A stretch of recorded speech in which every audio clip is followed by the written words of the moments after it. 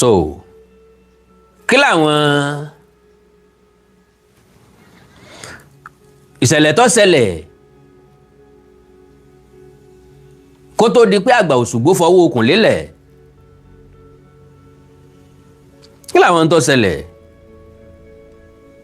kó tó di pé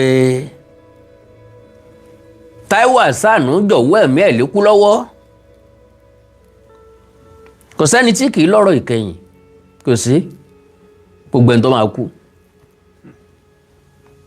ọ̀rọ̀ kan ni wọ́n sọ tí wọn ò fi ní sọ mí mọ́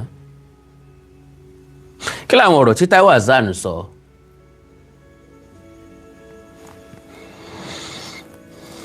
ó níyàwó ni kò níyàwó ni ìyàwó ń bẹ nílé ẹ̀ ìyàwó ò sí nílé ẹ̀ iléyùn ọkọ̀ jàǹtí tèmi àkàndọ̀rà okòǹkò lè tí mo lè nìkan dáhùn ibẹ̀ yẹn dẹ̀kọ́ ni mo bá wá lónìí. So now wọ́n bí Yínká Quadri lọ́jọ́ kẹfà oṣù kẹsàn-án ọdún 1959 wọ́n bí Ògògó lọ́jọ́ kọkànlélọ́gbọ̀n oṣù kẹwàá ọdún 1959 wọ́n bí Délé Òdúlé lọ́jọ́ kẹtàlélógún oṣù kọkànlá ọdún 1959 ṣàrí pé ó wà coincidental ọ̀rẹ́ mẹ́ta tí wọ́n dọ̀jọ́ jẹ́ ẹgbẹ́ elétò bí Ọlọ́run ò sí Ọlọ́run mọ bí ṣe é tó bẹ́ẹ̀ tá a bá jọ jẹ́ classmate lo and behold a lè má jọ jẹ́ the same age lọ́pọ̀ ọgbà a tó máa ń jẹ́ the same age bracket torí pé wọn ò bí àánú ilé kan náà tí wọ́n bá bí àánú ilé kan náà láì kìí ṣèbejì àlèwá lọ́jọ́ kan náà wọ́n bí ìbejì gan ìkan kọ̀ọ̀kan jáde kíkejì ò tó tẹ̀lé tó dandan ní ká jura wa lọ ṣùgbọ́n mẹ́tẹ̀ẹ̀ta ní respect tó pọ̀ fúnra wọn kálukú dẹ̀ ló ń ṣe dáadáa nínú wọn. nínú àrò mẹ́ta ìkan ti fà wọn tó kù lẹ̀ lọ kò séyìí tó yẹ kó kú nù wọn kò sí rárá torí pé gbogbo wọn ni baálé ilé gbogbo wọn ni breadwinner ẹ dákun ẹ bá mi share program yìí mo fọlọ́ ń bẹ̀ yín ni mo bẹ̀ yín ni mo bẹ̀ yín ni mo bẹ̀ yín ni mo fọlọ́ ń bẹ̀ yín mi ò tó yín bẹ̀ níṣẹ́ o ẹ dákun ẹ bá mi share rẹ̀ ní wáyé tì so Taiwo Hassan Ògògó kì í ṣe rọ́mọ́ kì í ṣàwàdà mọ́ ó ti wọ́ káàlẹ̀ lọ lónìí ikú bàṣírí ẹ̀dá nígbà tẹ́mi àtẹnìkan sọ̀rọ̀ lónìí nígbà tí wọ́n sọ̀rọ̀ torí pé ń tọ́gbẹ́nu gbogbo èèyàn káàkiri ìlú lónìí ọ̀rọ̀ Ògògó ni mo wá sọ fún tọ̀hún pé lóòótọ́ gbogbo aládágbádá kú pàpà síbẹ̀síbẹ̀ náà kò sẹ́ni tí fẹ́ kú láàrin wa mo wá ní bí ó ṣe sẹ́ni tó fẹ́ kú láàrin wa ń ǹjọ́ nítọ́ mọ̀ wípé ikú nìsinmi nínú sinimá kan wọ́n kọ lórin ẹni tí kú nísinmi ẹni tí kú nísinmi ooo ẹni tí kú nísinmi bá mi mú gbà kò ṣeé wí mọ́ bá mi máa wò kò ṣeé sọ ọjọ́ àbá tí kò nìyẹn dópin ẹni tí kú nísinmi ẹni tí kú nísinmi ooo ẹni tí kú nísinmi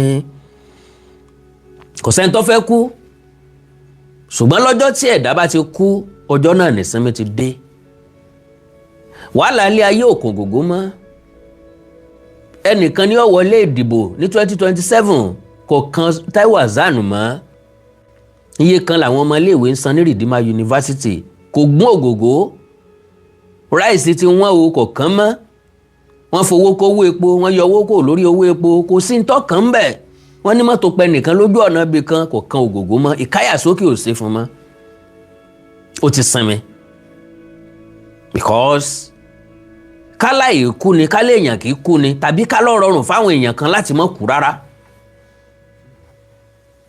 èèyàn bá pọ̀ nílé ayé o iṣẹ́ àkọsí ẹ̀dá tá a bá kọ́kọ́ máa ṣe nílé ayé òun ni láti ṣiṣẹ́ dé ọ̀nà tá a fi ní jáde láyé èyí dáadé àti mọ́mì mi ẹ má jẹ́ kí n gbà àkókò yín rárá so now mo rí àwọn àpilẹ̀kọ kan tí wọ́n kọ́kọ́ kà kí n tó sọ̀rọ̀ àsọkàn yìí Alhaji Taiwo Hassan Ògògó worth anything ní dáadáa Ògògó worth anything ní dáadáa ẹnu mi gbé yan gan mo lè sọ̀rọ̀ dáadáa nígbà tí mo dórí program yìí ni torí pé Ògògó worth tribute látàárọ̀ kùtùkùtù lónìí mo ti kò sí ẹ̀yin náà sáré wíwì tí mo ṣe ó ń bẹ lórí ìtàkùn ayélujára bẹ́ẹ̀ bá kúrò lórí ètò ẹ̀ lọ́ọ́ wò Láwíkóńkó TV ó sì wà Láwíkóńkó tẹlifíṣàn lórí Facebook so ẹni ní as we mourn the painful loss of late Taiwo Hassan ẹ jọ̀ọ́ torí Ọlọ́run let's pay close attention to Sayinka Quadri, Daddy Dele Odole, and the others in the Nollywood. Let's keep them in our prayers and watch over them during this delicate period. You won't truly understand why until you read this post to the very end. Reason yẹn tọkàn mi fi mú wá. Here comes the write-up of a man whose impact remains unshakable, unforgettable, and unbeatable. The life we live is sometimes beyond understanding. The life we live is truly a mystery. We came into this world on different days, from different places, with different stories. Ìyá ọ̀tọ̀ọ̀tọ̀ ló bí wa. Gbogbo àwa tá a jọ pàdé níbi tá a ti jọ ṣiṣẹ́ lónìí, gbogbo àwa tá a jọ pàdé níléèwé, gbogbo àwa tá a jọ lọ sáàfù, gbogbo àwa tá a jọ ṣiṣẹ́ níbì kan náà. We came from different places, from different wombs. Lọ́pọ̀ ọgbà ńgbà tí ọ̀rẹ́ bá di ọ̀rẹ́ ìmúmú la máa wí pé a friend or a brother from another mother. Ńgbà tọ́rẹ́ bá jinlẹ̀ la wí bẹ́ẹ̀. Ọ̀gbọ́n Yorùbá ní ọ̀rẹ́ ní dẹgbẹ́. Oríṣiríṣi ẹgbẹ́ tán máa ń pè ní ọ̀rẹ́ dẹgbẹ́. Ọ̀rẹ́ ni wọ́n jọ ń ṣe tẹ́lẹ̀tẹ́lẹ̀ kí wọ́n tó pé ẹja dẹ́gbẹ́ ilẹ̀. Gbogbo àwọn tó dẹ́gbẹ́ sọ̀rọ̀sọ̀rọ̀ lẹ̀ Fiban pẹ̀lú Gbénga Adébóyè ló initiate ẹ̀ ẹja dẹ́gbẹ́ kan lẹ̀ fún àwa sọ̀rọ̀sọ̀rọ̀ náà fi dá Fiban lẹ̀. Àjọṣepọ̀ ìfẹ́ tí ń bẹ láàrin wọn ló jẹ́ kí wọ́n ronú débẹ̀. Àjọṣepọ̀ ìfẹ́ tí ń bẹ láàrin àwọn mẹ́rẹ̀ẹ̀rin tí mo dárúkọ kò ṣeé kó ẹni tó sì karùn-ún ńlọ dàbí ìyá wọn òun náà ni màmá Rainbow ní tí mo mọ̀ ni mo ń sọ. Ìyá Rainbow is like their biological mother. Bó bá gbọ́ pé nǹkan ṣe kan nu yóò mọ̀ gbọ̀n káàkiri ni màmá yẹn. Kẹ́dákun nǹkan ò gbọ́dọ̀ ṣe Táyé o, nǹkan ò gbọ́dọ̀ ṣe Yínká o, nǹkan ò gbọ́dọ̀ ṣe Délé o, nǹkan ò gbọ́dọ̀ ṣe nìkankan lójú màmá yẹn. Wọ́n máa ń sọ pé abiyamọ ni ìyá Rainbow. Òun kọ́ ló bí wọn o, ṣùgbọ́n ó pọ̀n wọ́n sẹ́yìn kí ìyá yẹn náà mọ̀ fọjọ́ lọ́jọ́ lọ. So, with different stories, yet somewhere, because gbogbo wa compliment ara wa nílé ayé ni. Mr. Samson Olasokanmi mi ní wáìtì, God bless you sir. Era stick of me mo appreciate. So, àwa láti wá compliment ara wa. Ẹ gbọ́ mo yẹ sọ. a wá láti wá compliment ara wa. Let me tell you a true life story. Àwọn ọ̀rẹ́ kan ń bẹ tí wọ́n máa ń wá àṣìṣe ọ̀rẹ́ wọn, tí wọ́n máa ń wá ibi tí ọ̀rẹ́ wọn ó ti ṣubú. Ọ̀rọ̀ ní fa ọ̀rọ̀ ní tẹ̀tẹ̀ ní tó sojú èmi lè yé. Lánàá mo brief ọ̀rọ̀ kan nípa lọ sí stage play lájàṣẹ́ ní Kútọ́nù àtàlájì Yínká Quadri àtàlájì Taiwo Hassan Ògògó àti Mama Rainbow. Mo dẹ̀ sọ fún yín pé àwọn ni star tá a fẹ́ fi tajà ń bẹ̀. Gbogbo ìgbà tá a bá ń ṣe rìhásà a máa ránṣẹ́ sí wọn pé ẹ́skísà ń ta fẹ́ lọ ṣe lọ́hùn, ta fẹ́ lọ ṣe ijó ta fẹ́ jó níta ẹja jó nù lé. Wọ́n á sọ fún wa pé ká fáwọn date. Gbogbo ọjọ́ tá a mú wọn ò láǹfààní àti wá. Wọ́n ní a máa wọ́rì pé táwọn bá débẹ̀ a máa narrate story fáwọn, àwọn dẹ̀ máa àti ẹ̀ dáadáa. Sure, kò sẹ́ni tó jí pẹ́pẹ́pẹ́ lójú oorun nínú àwọn tí mo dárúkọ tí ò ní heart perfectly. So àwa ti dé sílẹ̀ sí Àjàṣẹ́ Port Novo. Ńgbà táwọn dé àríbá wọn bí tán wà. Aláǹfààní àti sọ̀rọ̀ púpọ̀ dìgbà tí gbogbo èèyàn ti sanwó wọlé tán. Ẹ̀yìn stage náà ti ń béèrè pé kí la fẹ́, kí ni story yẹn dálé lórí, kí ni táwọn máa ṣe. Lọ́jọ́ náà lọ́hùn-ún Ògògó la fẹ́ fi gbá líìdì. Ṣùgbọ́n gba tá a narrate story fún Alhaji Taiwo Hassan Ògògó kọ́ lọ́hún dẹlẹ̀ fẹ́yàn re n tí bàbá sọ lọ́dún náà lọ́ọ̀ ni pé ó ti pọ̀ jù, pé n ta fẹ́ káwọn ṣe yẹn ti pọ̀ jù, àwọn ò lè sáré gbé sórí. Alhaji Yínká Quadri come to his rescue. Wọ́n tẹ́rí gba róòlù yẹn. Akígbe ọba lásán lògògó ṣe.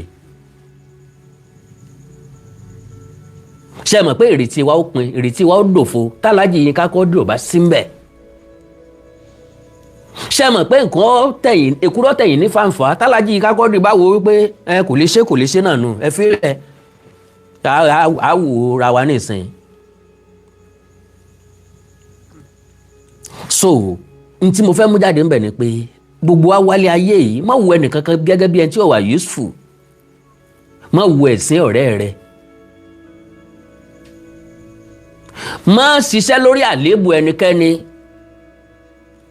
ojú ẹ̀ tó já àárẹ̀ sí ẹ̀ ní ìsìn. Stop doing that. Ẹ jẹ́ amúlé ayé gún ká múlé ayé tòrò.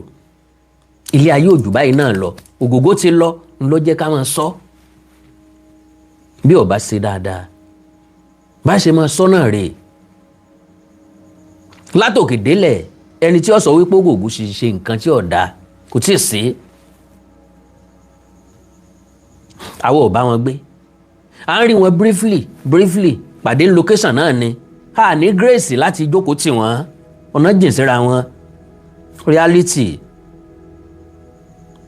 Ṣùgbọ́n wọ́n wà nínú ẹni tí wọ́n encourage wa táwa náà fi mọ̀ pé ọjọ́ ọ̀la ó dáa. Wọ́n bá lé wa sẹ́yìn pé ta lẹ́yìn, who are you, kí lẹ́yìn jẹ́, ta kí lẹ́ lè jẹ́. Distinct production, God bless you sir, kí lẹ́ lè jẹ́. A máa wà discourage. A ní dé làtà ibi tá a là dé lónìí. So má wo ẹ̀sìn ọ̀rẹ́ rẹ. God bless you sir, God bless you ma. So now ó ní point tí mo mú jáde o.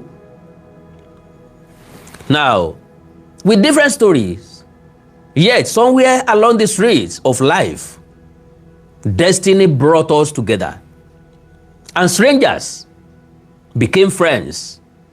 Friends became family. Mr. Tunde Okoli ẹni mọ bójú ọmọ, God bless you sir. And family became an inseparable part of our existence. Gbogbo àwọn tẹ́ ẹ ní lọ́rẹ̀ẹ́ lónìí, gbogbo àwọn tẹ́ ẹ jọ ń ṣe lónìí, gbogbo àwọn tí mò ń bá ṣe lónìí, gbogbo àwọn tí mo ní lọ́rẹ̀ẹ́ lónìí, a plan ẹ̀ka tó kù òǹlé pé a pàdé wọn o, kí n sọ pé mo ń jáde o, ń pàdé ẹnìkan o, bọ̀sún ni yóò máa jẹ́ ọ̀rẹ́ lásìjọ́ máa ṣe rárá o. Nǹkan kan ló mú wa pàdé. Yorùbá ní ẹni ní mú ní mọ ní èèyàn ní mú ní mọ nìyàn. Ìyá mi ló mọ bàbá mi. Wọ́n wá ní ọ̀nà méjì lẹ̀dá tí pàdé láyé, ọ̀nà méjì lẹ̀dá tí mọ́ra. bàbá pàdé ń bi ìjà á pàdé ń bi eré, bàbá pàdé ń bi eré á pàdé ń bi ìjà.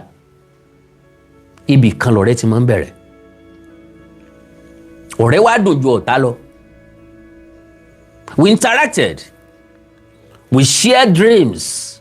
Bá a ṣe ń pàdé nù o. We ventured into the same businesses. We built things together.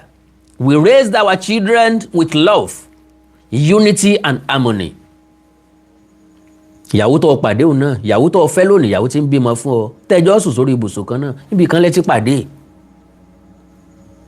Àìmọye ọkùnrin àtobìnrin ló jẹ́ pórí ọ̀kadà wọn ti pàdé, inú mọ́tò wọn ti pàdé, ojú agbóǹpa tí wọ́n ti pàdé, wọ́n sì jẹ́ ìyàwó àtọkọ alálùbáríkà fúnra wọn. Majority ló pàdé nínú ṣọ́ọ̀ṣì, wọn ò ní ayọ̀ àtàárọ̀ dálẹ́ rí.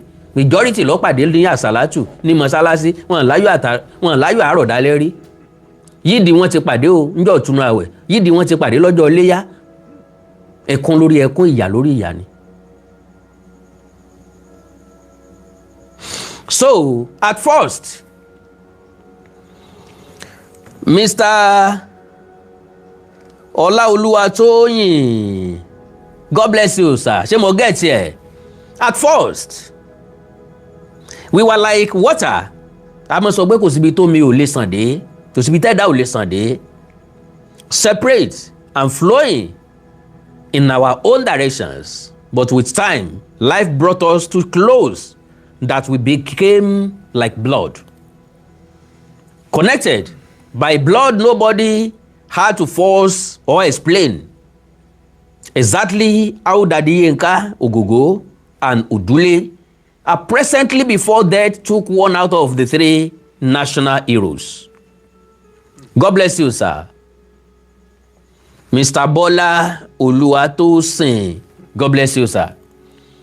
So, perhaps it was simply written in the book of destiny, but then comes that painful reality we can never escape: death.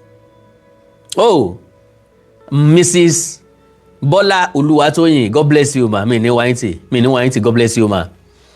Death, the food every living soul will eventually taste, came quietly and took away one of the major parts of this family without warning.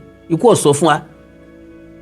Without permission, kò gba àyè lọ́wọ́ wa, and without saying goodbye. Kò jẹ́ kí Ògògó láǹfààní láti juwọ́ sí a. Kó rẹ́rìn músẹ́ kí tọ́rọ̀ ẹ̀kẹ́ ẹ̀yìn ó jẹ jáde kó sọ pé bye bye, mo ń lọ rèé o. Ẹ̀yin náà ń bọ̀ lọ́jọ́ kan o, ṣùgbọ́n ẹ sáyé rèé o. Ẹ jẹ́ kí kó kásẹ̀ rí mọ́ yín lọ́wọ́.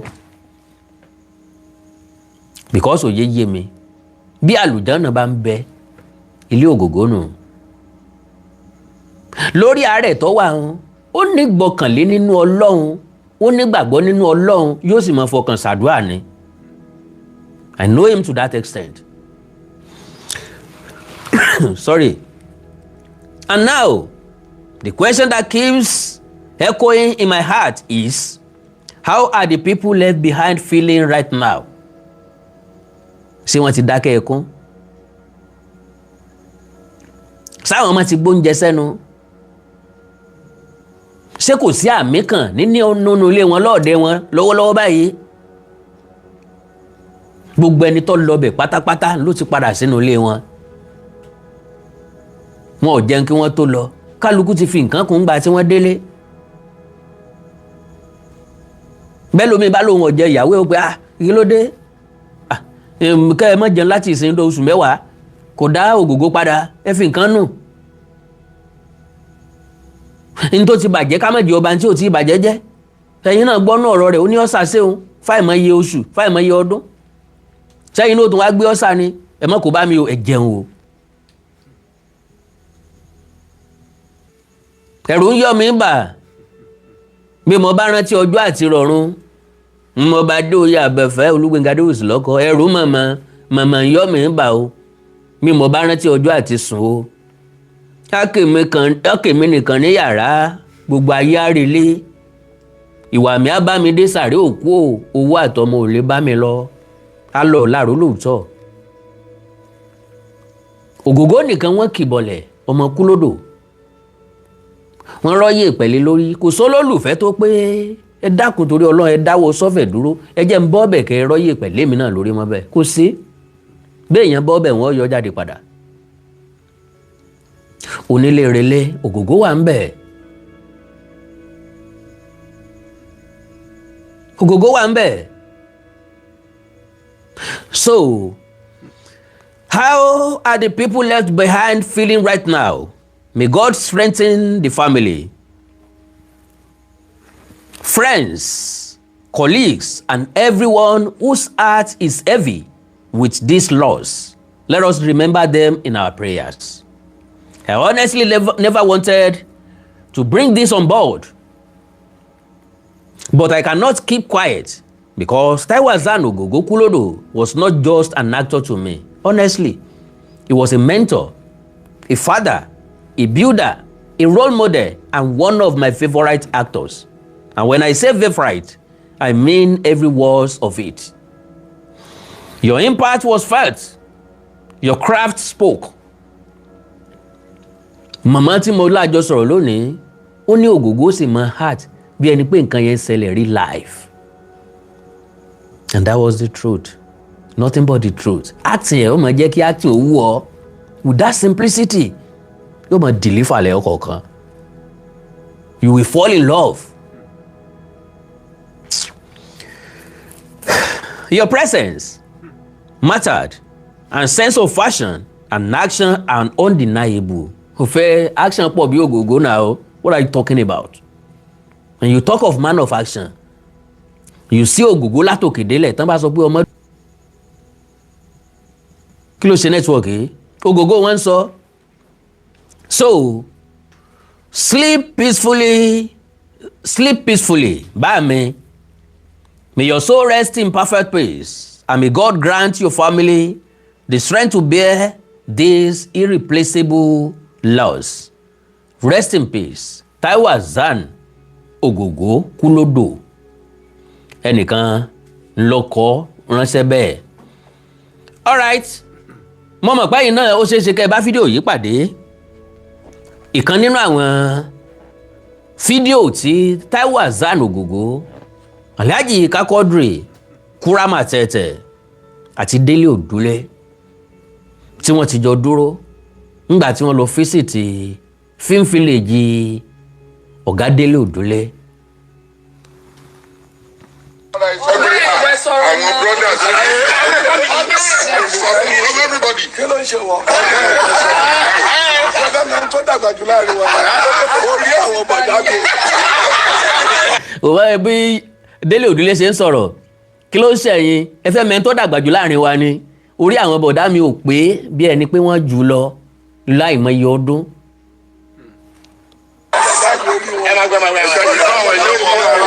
Wọ́n ní máa fi mí pa báyìí. Ògògó nìyẹn. Gbogbo yín ilẹ̀ kéré sí wa. Ẹ̀yin náà dàgbà o. Ọmọ tí àbúrò tó lọ sí òkú ẹ̀gbọ́n ẹ̀ ní òwò ó má burú ẹ̀ dání. Kí ló ń tà láti sọ fún ọ? Nípa ṣe sìnkú èyí. Nípa sìnkú ọ̀dà Ohun mọ̀ ẹni tó dúró yìí ẹ̀gbọ́n mi ni.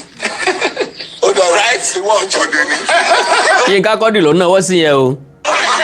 Ìṣègbè ilé 23 good days ni mo fi ju báyìí lọ. Ògògó ní 23 good days ni mo fi ju báyìí lọ.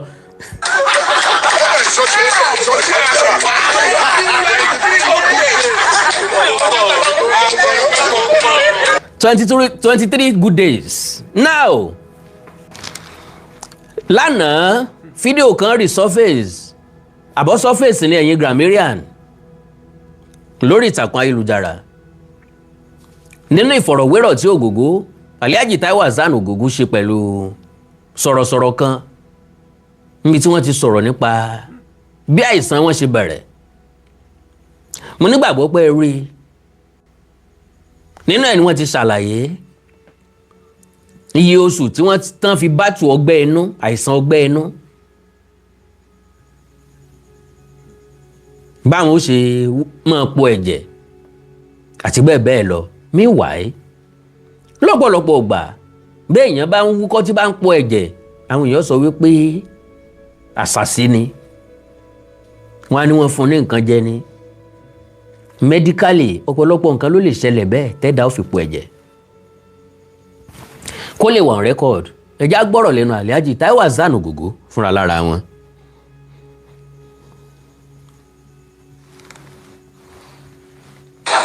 kí ló mú sìgá mo gbó. ẹ gbọ́ mi ò mu sìgá mi ò mu gbó onítàn bá fò ní ọtí ẹyọ kan ẹ gbọ́rọ̀. in fact àwọn tó ń mọ̀ mi ti máa gba ìgò ọtí kan báyìí ìgò Schweppes méjì máa wà lẹ́gbẹ̀ẹ́ tí mo máa fi mix ẹ̀ orí ẹ̀kan yẹn náà máa wà tílẹ̀ máa fi mú. kí ni ọtí ṣe lára kókò ẹ̀ ṣe mọ̀ kí ara yá láàrin èèyàn tí ìbá mú náà rárá kò ṣe kẹ́kọ̀ọ́ ṣe kankan. location kan mo lọ lọ́jọ́ náà lọ́hùn-ún mo ṣàkọsí pé nǹkan kan mú mi níbí báyìí ó mú mi lẹ́yìn tó báyìí. bàtà wọn fi pé nǹkan bí ìṣẹ́jú márùn-ún mi ẹ̀ fẹ́ comfortable mọ́ tí ó sà ti jẹ nínú gbogbo kíni ẹ̀ náà wò láìpẹ́ this is cool. ẹ gbọ́ gbogbo ibi tí ọ̀sà ti jẹ nínú gbogbo kíní ẹ̀ ni wọ́n wò báyìí ọ̀sà ti jẹ ìfun ló máa ń ṣiṣẹ́ pẹ̀lú. ọ̀sà mi wọn àwọn kan ò ní máa ń lò náà èmi kan máa ń tí bá ti ní màlẹ́ríà díẹ̀ máa ní nǹkan lo alábòkun àtọ̀sán rẹ̀ wọ́n ní dókítà bá ká ọmọ ìgbà ẹ̀yin lẹ kó bára yín o ìlú ti ṣẹlẹ̀ gan nílé yìí. wow wọ́n ní tí nǹkan bá ṣe òun kí lóun máa ń lò bóun bá ń ṣe ibà òun ó mu ọsàn wẹ́wẹ́ àtàlábùkún dókítà fi gbé ta Alhaji ẹ̀yin lẹ kó bára yín gan pẹ̀lú àwọn nǹkan tẹ́ ń jẹ àti tẹ́ ń mu níbi tí jẹjẹrẹ ti ráǹfààní àti wọlé nù torí pé ọgbẹ́ inú fúnra lára ẹ̀ ó ti níbi tó gan ti jẹ ṣẹ́ẹ̀sì mọ̀ pé gbégbò bá ń bẹ lẹ́sẹ̀ elégbò tí ìsín bá ń wọ̀ ọ́ wọ́n á mọ̀ ń pe kinní kan ní tetanus bí nǹkan míì bá ń wọ̀ ọ́ èyí ó tún nǹkan míì ó tún ṣèyàn láti bí egbò tó mú yàn gẹ́gẹ́ bẹ́ẹ̀ ni tí wọ́n ń pè ní ọ̀sà mo gbá research nípa ọ̀sà wọ́n jẹ́ kó yé wa wípé ọ̀sà ò kì í dúró sí àbí nípa ọgbẹ́ inú àbí nípa jẹjẹrẹ nǹkan fẹ́ ká máa lákọ̀ ọmọ lórí ni ìyẹn kánsà ìwádìí jẹ́ ó yé wa wípé kì í dúró sójú kan níbi tó ti bẹ̀rẹ̀ ńlẹ́ kàn máa fi pè é bó bá jẹ́ lungs ni ẹ pé ọ̀sà of the lungs tàbí cancer of the lung tó bá jẹ́ liver ni ńlẹ́ fi pè é ṣùgbọ́n lè kú òní liver kó lọ sí lung ó lè kú òní lung kó wá sí liver ó lè kú òun bẹ́ẹ̀ kó tún lọ bòmíì kó tún lọ kidney ṣùgbọ́n bí tó ti bẹ̀rẹ̀ ló kọ tẹ́ fi máa pè é.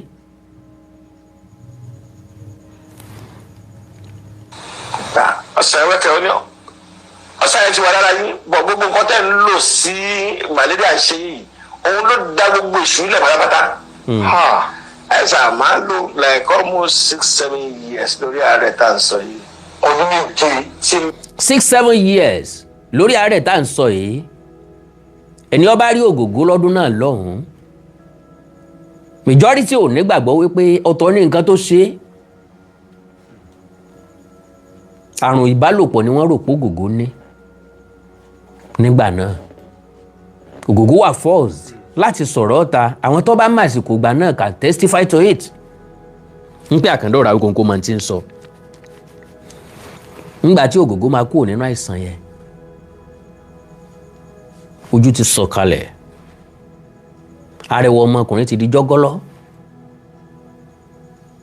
àsìkò tó Ògògó wá jẹ́bò nìkú ló ń dé ó máa ń sọ categorically pé ó lárùn ìbálòpọ̀ o àwọn yóò tún máa yín mú náà ní àmì pé kó social media ó lárùn ìbálòpọ̀ wọn tán rẹ̀ ńgbà tó ọmọkùnrin jẹ́bò padà everybody kọ́rọ̀ wọn jẹ àṣé ọ̀sà ni lóòótọ́ bá máa bí odidi ọdún méje títí màá máa bí ẹ̀jẹ̀ ni for good 7 months orí ìjókòó ni mo ti ń jẹun. kò lè dọ̀bálẹ̀ kò lè dorí kodò kí. Allahu Akbar. Ìwọ rò pé ó ti tán ibi tó gbé worst dé eyín tí mo ṣe bọ̀ láti Mẹ́kà removable eyín ni. lásìkò àìsàn yẹn lo and behold before the sickness ẹ̀yin tẹ́ bá rántí ń gbà náà ẹ̀ mọ́ bá mi rántí Ògògó ni poster boy Ìdúmọ̀tà nílé movie lọ́dún náà ní gbogbo ìgbà yẹn Ìdúmọ̀tà náà ti ń ta fíìmù Ìdúmọ̀tà lẹ́ẹ̀tì lọ kó fíìmù apart from pé mi wà nínú tíátà mo wà nínú ANTP nígbà yẹn mo tún wà nínú video club mo tún ṣe video club fíìmù tí Ògògó ọba ti sí ń bẹ̀ à ní ra o tó ráwọn èèyàn nígbà lọ́wọ́ àwọn ò ní wò ó Ògògó ni poster boy ní Ìdúmọ̀tà Yínká Quadri ò kí ń jowó ẹ̀ Délé Òdúlé ò kí ń jowó ẹ̀ wọ́n rálé ràǹdí ara wọn support ara wọn ńgbà tára Ògògó yá tán àwọn Yínká Quadri Délé Òdúlé we always ask you for role for Ògògó níbi tí ìfẹ́ ọ̀hún jinlẹ̀ dé tí èèyàn kan kò lè ráàrin wọn kò túmọ̀ sí pé wọn ò ní bára wọn jà o wọ́n ń jàjà fẹ́ wọ́n ó béèrè róòlù f'Ògògó bẹ́ẹ̀ bá pè wọ́n sí location t'Ògògó fi integrate sínú tíátà padà kó tún tó rẹ́sẹ̀ wálẹ̀ padà lóòótọ́ làpá ò dàbí ojú ara mọ́ ṣùgbọ́n kó tó dìgbà náà ọ̀pọ̀lọpọ̀ òṣèré orí ìtàgé tó kéré ńgbà náà ló ti dìde ṣùgbọ́n torí pé àwọn èèyàn kan ń bẹ tó jẹ́ pé 20 ọdún tí wọ́n bá tilẹ̀kùn ìjọ́kíjọ́ tán bá tó ṣílẹ̀kùn wọn jáde padà wọn ó tún tàjọ anybody lọ. ìbẹ̀ rántí Ibrahim Chatta ó sọ ńgbà kan tóun bá ti pé iye ọdún báyìí òun ò ṣe sinimá mọ́ ẹ̀bẹ̀ pọ̀ ní ẹlẹ́bẹ̀ àwọn èèyàn bẹ̀rẹ̀ sí ní bẹ̀ dákun máa ṣe máa bá wa háàtì afẹ́ máa rí ọ afẹ́ ńgbà tí ẹ̀bùn wà ní o bí èèyàn lásán bá dánrú ẹ̀ wò ọjà ọ̀tàn gbá ẹ̀. Ibrahim Chatta is one of those people tó lè sọ pé mo fi iye ọdún kan lẹ̀ wọn háàtì mọ́ n ó tún padà háàtì tó bá yá. Is somebody like Guardiola coach Barcelona ó gba 14 trophies within 4 years wọ́n ní kó tẹ̀síwájú ó ní no ó ní I am exhausted I want to have a sabbatical. Gbogbo klọ́ọ̀bù ní ń pè máa ń bọ̀ àfọ̀n iye báyìí àsàn iye báyìí fún ọ wo jẹ́ béèrè iye tó bá wù ọ àfọ̀n black check. Ó ní rọ̀ o òun fẹ́ sinmi ní sẹ́ẹ̀. Ó lọ sinmi lọ́dún kan. Àbájáde ìsinmi ó gba Germany lọ ó lọ coach Bayern Munich.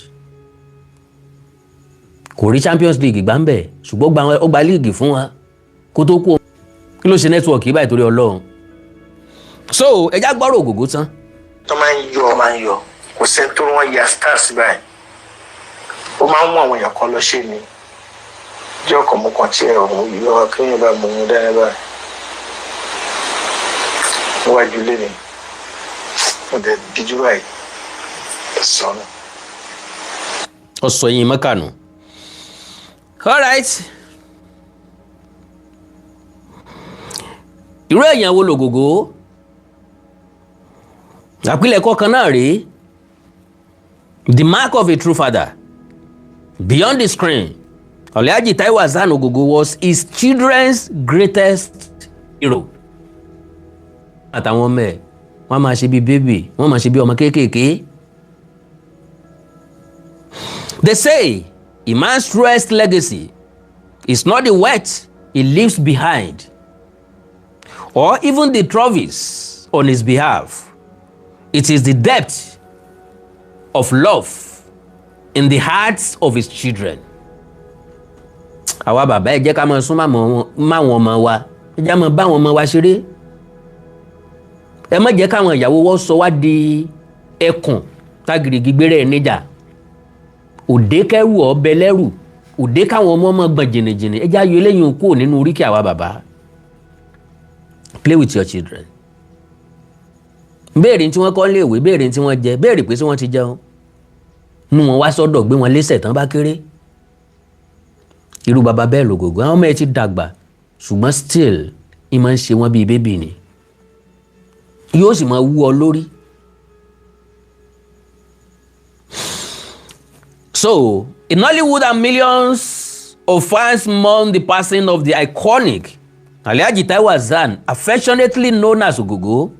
Our focus here shifts to the beautiful unbroken band he shares either on our television screens, but to his children, Lolade, Ibrahim, Halima, Lima, and Kira, he was simply daddy. A present, fiercely protective, and deeply loving anchor who poured his absolute best into raising children. The profound grief and absolute dedication shown by his daughters and son during his final days didn't happen by accident. It was the harvest of a lifetime of deliberate, unconditional fatherly love. He didn't just provide. Torí majority nínú wa a nígbàgbọ́ pé kákan ṣiṣẹ́ owó ni kákan pèsè owó ni mo ti ránjẹ sílé fún wọn tún wà láwọn mo sanwó aṣọ mo sanwó skul wọn mo raṣọ sí wọn lọ́rùn ẹ wo ẹ jẹ́ kí màmá ọmọ ṣe dákun torí Ọlọ́run gbèfẹ́ rẹ sáwọn ọmọ rẹ lọ́kàn. It was the harvest of a lifetime, a deliberate and unconditional fatherly love. He didn't just provide, he listened, he monitored, he mentored, and he stood as their biggest cheerleader. He taught them humility. Àwọn ọmọ yẹn ní respect and unity, virtues that shone brightly as they stood firmly by his side until his very last breath. Ìyàwó méjìlá Alhaji Taiwo Hassan Ogogo ní. Kọ́ wàá lè mọ̀ pé ọmọ ìyàwó rẹ̀ ọmọ ìyálé rẹ̀. Ìyálé according ó bímọ méjì. All right. Here we believe in celebrating our legends, not just for their act, but for the beautiful humanity they brought to our world. Ogogo didn't just act out of fatherhood on screen. He lived it perfectly in his own home. Thank you, Baba, for showing the world that it truly means what it truly means to be a loving father. The devotion of your children is the ultimate proof that you ran a glorious race. Our hearts and prayers continue to be with the Taiwo Hassan family. Your father's crown of love will never fade. Yẹ́rì pé mi náà sọ bẹ́ẹ̀ pé àwọn ọmọ yẹn ogun ńlá ni. Now, ẹ̀já sọ̀rọ̀ díẹ̀ nípa first wife Ogogo, Madam Ajoke Taiwo. There's something unique about this man. Being a devoted Muslim, do you know pé Christian ìyàwó ẹ̀ àkọ́kọ́? Alhaji Taiwo Hassan practice Islamic religion. Ìyàwó ẹ̀ practice Christianity. Ẹ̀sìn kan ò dí kan lọ́wọ́. Ogogo ọ̀dẹ̀ ever force ìyàwó ẹ̀ pé kó wá sí Islam rèé. Àwọn àfáà kan sọ bẹ́ẹ̀ pé ìjọba mú ọ tó fi ń ṣe Islam tíyàwó rẹ wá ń ṣe kiri yó inú náà nílé rẹ ìmí gan lè sọ pé ó yẹ kán pọ̀ ni. Níbi tí wọ́n sínwé dé ó lè pé ó yẹ kán pọ̀ ni. So Alhaji Taiwo Hassan tí gbogbo èèyàn fẹ́ràn lélẹ̀ yìí ó ń ṣe mùsùlùmí jẹ́jẹ́ ìyàwó ẹ̀ ń ṣẹ̀sìn kírísítẹ́nì jẹ́jẹ́.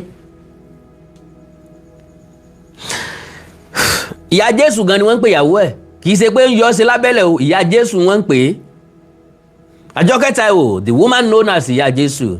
Ajoke Taiwo is the first wife of the late Nollywood veteran Taiwo Hassan, popularly known by his stage name Ogogo, one of the Yoruba cinema's most recognizable actors, whose death on August 23, 2026, following a battle with stage 4 cancer, has drawn tributes from across the Nigeria entertainment industry.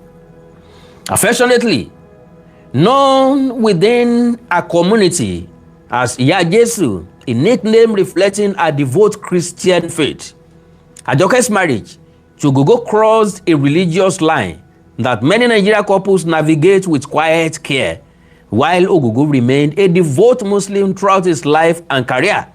Ajoke practiced Christianity. with the couple maintaining their individual faiths within their household rather than either partner converting to match the other. A domestic arrangement that speaks to a brother often unremarked upon reality of interfaith family life across Yoruba land. Together, Ajoke and Ogogo raised 2 daughters, Halima Taiwo and Shakira Taiwo, whose names themselves carry the blended religious and cultural identity of their upbringing. Ogogo will later marry a second wife as well, a family structure not uncommon within certain Nigeria cultural and religious context, particularly among the 4 Muslim households of his generation. Mẹ́lọ̀ Ọlọ́run wí lọ́rọ̀ àwọn Mùsùlùmí, mẹ́lọ̀ Ọlọ́run wí lọ́rọ̀ àwọn Christian náà, àwọn ìgbàlódé pásítọ̀ ló dojú gbogbo ẹ̀rú, ní ọkọ kan, aya kan, wọn ò wá là fún wọn pé ẹni tí ó bá ṣe alàgbà, àbẹ̀ni tí ó bá joyè díkìn ni wọ́n ní kó fẹ́ ìyàwó kan kó lọ́kọ kan. Kì í ṣe gbogbo ayé. Olùdásílẹ̀ church ń bàbá mi, ìyàwó 9 ló ní, mọ́ mi ni ìyàwó tó kéré jù. Ìwọ náà wá imagine ká ní wọn ò bí mi ayé. Bẹ́ẹ̀ ni mẹ́tí ń jáwé kóńkó. Ká ní wọn ò bí mi sáyé. Bá mi ti lé lọ́mọ 100 ọdún kan tó bí mi. Èmi rèé o. Ń lọ jẹ́ kí gbogbo ojú ó tètè funfun o. Ń táwọn ọmọ Ọ̀yọ́ kan fi máa ń bú mi nu. Ó ti kékeré darúgbó. Kò majority wọn ò sì dáa tó mi. Bá a bá jọ dúró lójúkojú, majority wọn ò lè dúró bí tí n bá dúró sí. Irun gbọ̀n funfun, irun orí funfun, ń bọ̀ jẹ́ pọ̀ máa arúgbó ni mí, ó máa farúgbó ara bí.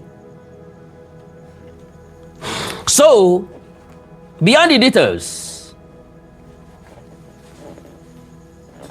Ajoke Taiwo has largely remained outside the public eye, in contrast to her husband, who spent over 4 decades as one of the most visible faces of Yoruba language in Nollywood, appearing in landmark films from Oblo in the 1990s through to Anikulapo in more recent years.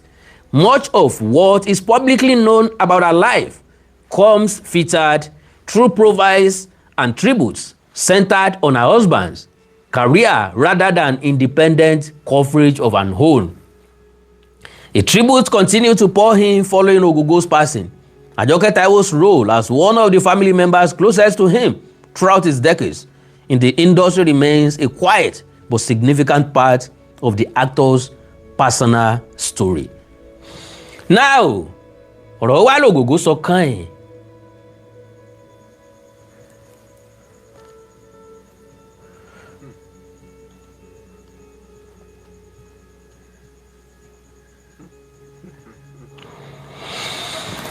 Gẹ́gẹ́ bí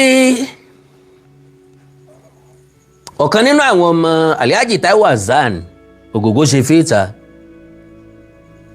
ó screenshot WhatsApp message wọn àti bàbá ẹ̀ níbi tí bàbá ẹ̀ ti sọ pé don't cry. Ogogo ni mo gbọ́ pé òun sunkún. Ẹ mọ̀ pé tẹ́ ẹ bá ń sunkún ẹ máa jẹ́ kí ìbànújẹ́ ó kún ọkàn mi. Ṣé ẹ nígbàgbọ́ nínú Ọlọ́run Allah ni? Ṣé ẹ bá nígbàgbọ́ kò sí nǹkan kan tí yóò ṣe mí, ní tí wọ́n ń pè ní akẹnu, ní tí wọ́n ń pè ní babanu. Ibẹ̀ la ti máa ń lo òwe gbàmígbàmí ọ̀yàgbà. Ẹranko wúwo ń lé mi bọ̀ kọ́ yọmọ ọdẹ. Ó ń fi àwọn ọmọ ẹ̀ lọ́kàn balẹ̀. Ẹja gbọ́, one of the daughters of veteran Yoruba actor Taiwo Hassan, popularly known as Ogogo, Kira Taiwo, has shared an emotional message she exchanged with her father before his death. Kira shared the message on an Instagram story on Monday, following the actor's death on Sunday at the age of 66. The conversation, dated July 26, showed Ogogo reassuring his daughter and urging her to remain strong. In the exchange, Ogogo told Kira that seeing her and her sisters smile gave him strength, while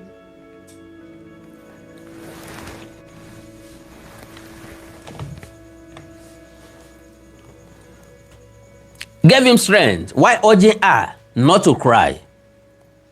He said, and I quote, he wrote, and I quote, "How are you? I heard you are crying. Seeing you and your sister smile is making me strong. If you cry, it will make me sad, and I will start to think, ìmọ̀ ronú condition tí mo fi ń ṣe." The actor, who was Muslim, further encouraged his daughter to trust in Allah, written, and I am strong. Happen to me, inshallah. If you do, then don't cry, my princess. So, ngbà tí Kiranda bàbá ẹ̀ ló ní daddy, I'm not crying o. Don't mind Halima. I trust in Allah, sir. I love you very much. Ogogo de dalo. Love you too, my princess.